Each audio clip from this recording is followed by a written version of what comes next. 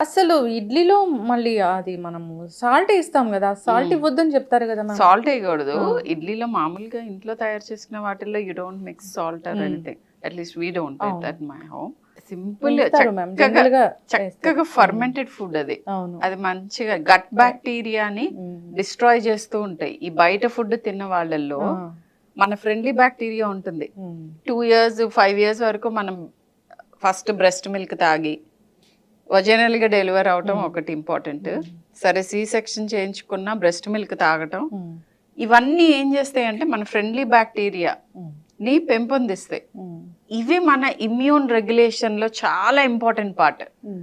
మన brain development, మన emotional stability, హ్మ్. ఇంకా అనేక రోల్స్ ఉంటాయి. హ్మ్.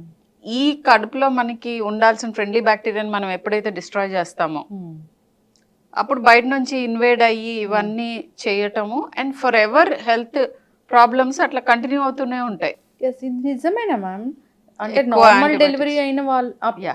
బేబీస్ లో గట్ హెల్త్ చాలా బెటర్ గా బాగుంటుంది. ఉంటుంది సి సెక్షన్. హ్మ్. సి సెక్షన్ వాళ్ళకంటే హ్మ్. అట్లా అని సి సెక్షన్స్ చేయించుకోకూడదని నేను చెప్పను. హ్మ్. సేఫ్ గా డెలివర్ అవటం is very important, particularly for the baby also. హ్మ్. అవసరమైనప్పుడు మీ డాక్టర్ సలహాతో సి సెక్షన్ చేయించుకోండి, హ్మ్. తప్పేం లేదు.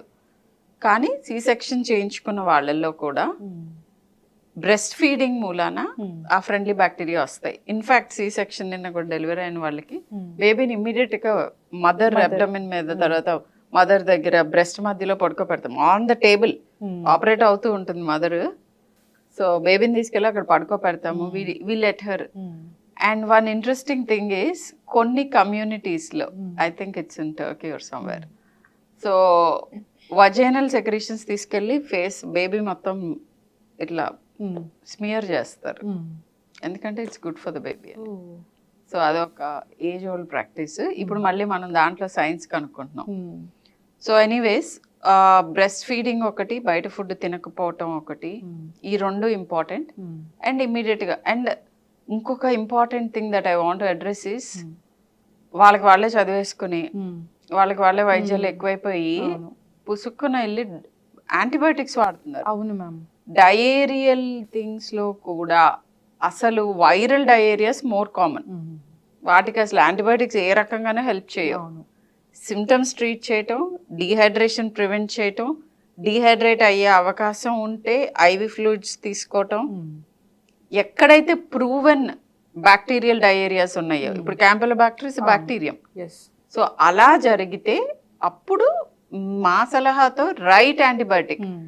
రైట్ యాంటీబయాటిక్ అని ఎందుకు అంటున్నానంటే ఇండిస్క్రిమినేట్గా వాడటం మూలాన సరైన మోతాదులో, సరైన డ్యూరేషన్లో, సరైన ఇండికేషన్ లేకుండా వాడటం మూలాన ప్రతి ఆర్గనిజం డ్రగ్ రెసిస్టెంట్ వెరైటీ వచ్చేస్తుంది, including campylobacter. Typhoid has become such a menace. Hmm. Vaccine ఉండి కూడా, హ్మ్. వ్యాక్సిన్ తీసుకున్న వాళ్ళల్లో కూడా కొంతమందిలో చూశాను కంప్లీట్ ఇమ్యునైజేషన్ తీసుకోకపోవటం ఒక రీజన్. అండ్ మేబీ రైట్గా ఆ వ్యాక్సిన్ పడకపోవటం ఒక రీజన్ అవ్వచ్చు. Typhoid, multi drug resistant typhoid తోటి హాస్పిటలైజేషన్స్ చూస్తున్నాం, బోత్ అడల్ట్స్లోను పిల్లల్లోను.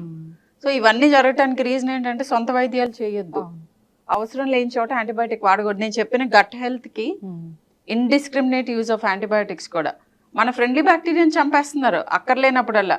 అసలు వైరస్తో ఫైట్ చేసేది ఏది అంటే మన గట్లో నార్మల్గా ఉండే బ్యాక్టీరియా.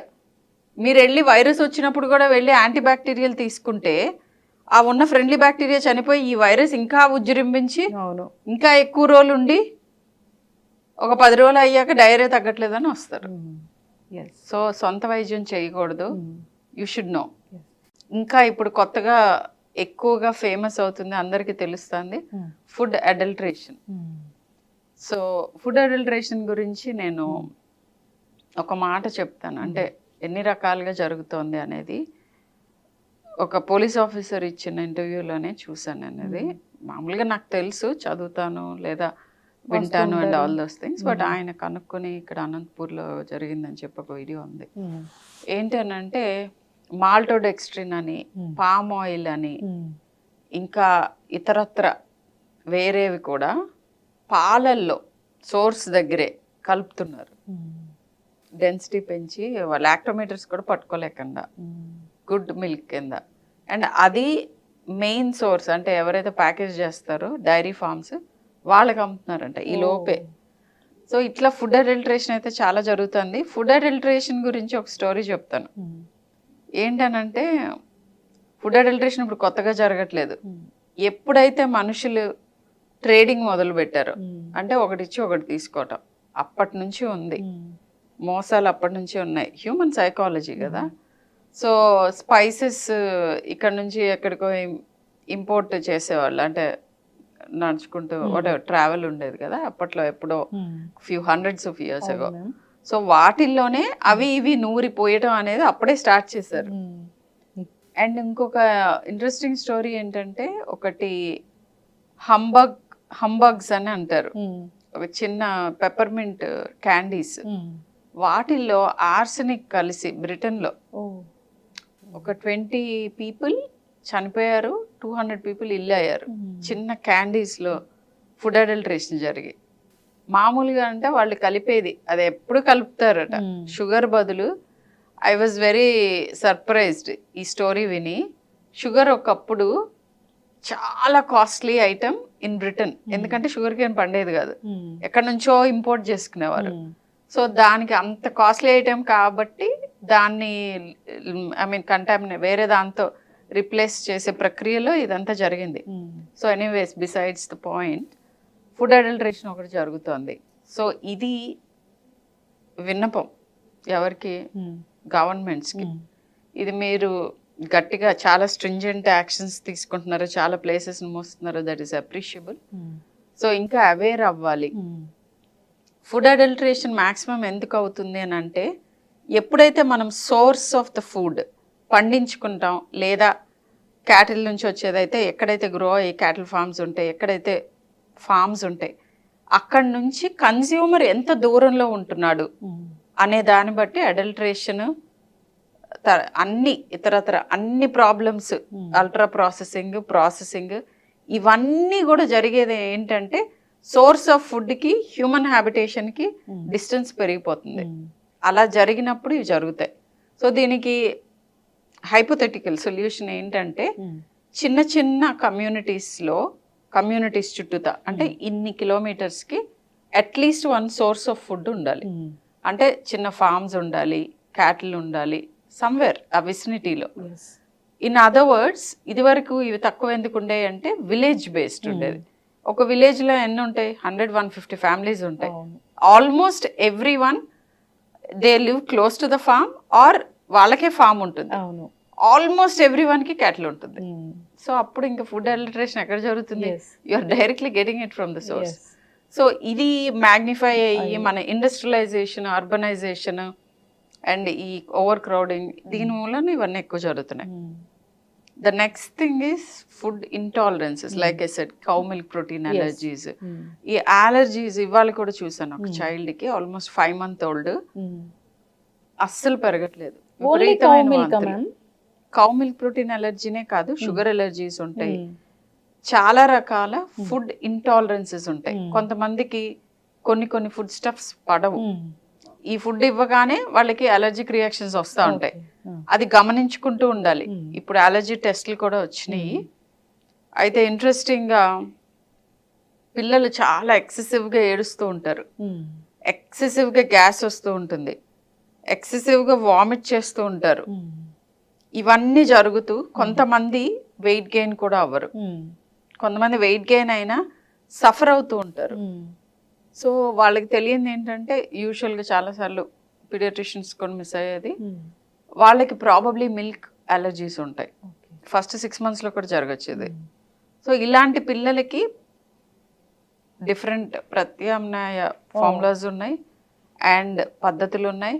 కొన్నిసార్లు ఎర్లీగా వీన్ చేయాల్సి రావచ్చు.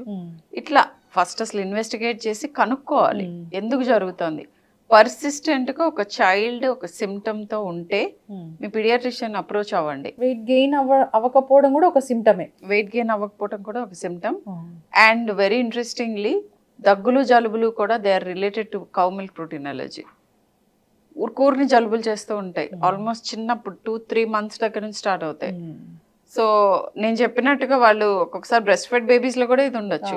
స్కిన్ ర్యాషెస్ వస్తూ ఉంటాయి, ఎక్స్టెన్సివ్ స్కిన్ ర్యాష్, ఎక్స్టెన్సివ్ ఈ బాగా విపరీతమైన దగ్గులు జలుబులు, లేకపోతే డయేరియాస్, లేకపోతే వాంతులు, లేదా విపరీతమైన కడుపులో నొప్పితో బాధపడుతూ బేబీస్ బాగా ఏడుస్తూ ఉంటారు, కోలిక్. ఇవన్నీ కూడా మన గట్ బ్యాక్టీరియా ప్రాబ్లమ్స్ అన్నీ అవ్వచ్చు, సరిగ్గా ఎస్టాబ్లిష్ అవ్వటం, లేదా ఫుడ్ ఇంటాలరెన్సెస్ ఉండొచ్చు. సో అండ్ ఇవే సిమ్టమ్స్ పెద్ద పిల్లల్లో రావచ్చు, ఇంకా పెద్దవాళ్ళలో కూడా రావచ్చు. సో పీడియాట్రిషియన్ తో డిస్కస్ చేస్తే they will be able to help you. కొత్త ఫుడ్ ఇంట్రడ్యూస్ చేయడం అంటే కొంచెం ఇచ్చి చూడాలా మనము, ఎలర్జీ టెస్ట్ లాగా. యా సో ఏంటంటే 6 months లోపు డాక్టర్ చెప్తే తప్ప, మోస్ట్ ఆఫ్ ద టైమ్స్ మేము చెప్పం, చెప్తే తప్ప బ్రెస్ట్ ఫీడ్ కానీ మిల్క్ కానీ కాకుండా వేరే ఏ రకమైన ఫుడ్ పెట్టకూడదు. 6 కంప్లీట్ అవ్వాలి. ఎందుకు 6 ఇస్ ద మ్యాజికల్ నంబర్ అని అంటే, ఆ ఫస్ట్ 6 months మన బాడీ ప్రిపేర్ చేసుకుంటూ ఉంటుంది గట్ని. ఒక న్యాచురల్ యాంటీజెన్ అంటే తల్లి పాలు, తల్లికి సంబంధించినవన్నీ ఆ ఎన్వైరన్మెంట్ లోనే కదా పెరిగింది, ఫామ్ అయ్యింది. సో మా పిల్లలతో ఎప్పుడు అంటూ ఉంటాను, మీరు 80% యూ బిలాంగ్ టు మీ, ఎందుకంటే I gave you the genetics half of it, and చుట్టూతో ఉన్న సైటోప్లాజం మిల్లు కూడా నేనే ఇచ్చాను అని నవ్వుతూ ఉంటాను. సో తల్లికి సంబంధించిన ప్రోటీన్స్ తో ప్రాబ్లమ్స్ ఉండవు. బట్ ఈ ట్రాన్సిషన్ జరగటానికి అంటే తల్లి దగ్గర నుంచి వచ్చే పాలు కాకుండా బయట ఎన్వైరన్మెంట్ నుంచి ప్లాంట్ అవ్వచ్చు, యానిమల్ అవ్వచ్చు, ఏదైనా కానీ ఒక సబ్స్టెన్స్ తీసుకోవడానికి గట్ రెడీ అవ్వాలి, ఆ మెచ్యూరిటీ టైం ఇవ్వాలి. అవ్వకుండా చాలా మంది 3 నెలలకే ఇస్తాము, 4 నెలలకే ఇస్తాము. ఇన్ఫాక్ట్ మీ డాక్టర్కి ఏం తెలీదు, అయ్యో ఎందుకు పెట్టొద్దన్నారు, పెట్టేసేయాలి.